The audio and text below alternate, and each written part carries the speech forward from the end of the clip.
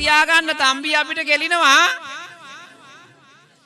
ඒ තම්බි කෙලින් තම්බිගේ වරදින් නෙමෙයි අපේ උන්ගානේ. මොකද මේ නුවර තමයි හොඳම තම්බි ඉන්නේ. මතක තියාගන්න. නුවර විදේශ කටයුතු අමාත්‍යාංශය වැඩ කරන්නේ ඒසියේ සමීට් මහත්තයා දාපු මිනිස්සු. මේ අද වගේ මේ තුප්පැයි මේ දේශපාලනය කරන මේ ජරා මිනිස්සු වගේ නෙමෙයි. මතක තියාගන්න. අකුරණින් සිංහලයට න්‍යාය වෙනවා මුස්ලිම් මිනිස්සු. ආරච්චි වාසකම් තියෙන්නේ.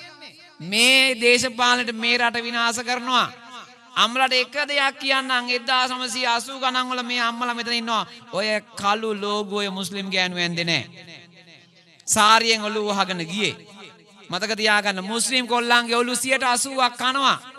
මතක තියාගන්න. මේ රට මතක තියාගන්න.